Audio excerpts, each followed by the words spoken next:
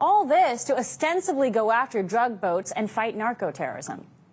Yet everyone is taking this at face value. Listen. Why not have the Coast Guard stop them, which it is empowered by law to do? So Trump answers the question as asked. Because we've been doing that for 30 years, and it has been totally ineffective. Even the ostensibly right-leaning National Review gets it wrong by musing that this is all about regime change. Here's why this whole Venezuela offensive is really about China, and this is a shadow war against Beijing. The first in history that looks like it will actually work. You see, attacking Maduro is attacking Xi Jinping.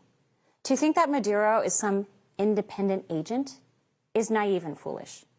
Why is Venezuela basically China? Well, follow the money, the oil money. Again, remember what I said yesterday about why China is likely the biggest force behind the Gaza war and promoting Palestine and Hamas protests around the globe? Remember, it's about taking advantage of bad leadership that sits over cheap oil and cheap resources. China sweeps in, buys out the leadership, gets free gas, essentially. Venezuela is the poster boy of this predatory China oil game. Beijing is Venezuela's largest creditor by far. Venezuela has over $60 billion in debt to Beijing since 2007. It pays Beijing back in, you guessed it, oil.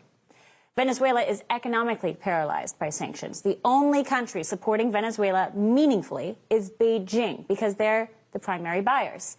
This forces Venezuela to sell their oil for next to nothing, meaning they'll forever be indebted to Beijing. That's the whole game. That's the way China plays.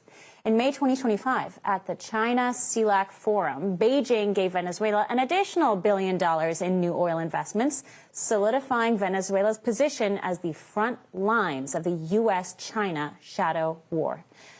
But China's interests in Venezuela go far beyond cheap oil and economics. Chinese companies are neck deep in modernizing Venezuela's ports and telecom infrastructures. And as in all things related to Chinese companies, you're a fool to think the Chinese Communist Party does anything without making it a dual military-civilian use project. I'll say it again. China does not allow its companies to operate in the world unless it could also be used for their national security purposes. So don't be fooled when Trump is using all this force and manpower and CIA expertise in Venezuela. This is Trump taking the war to China.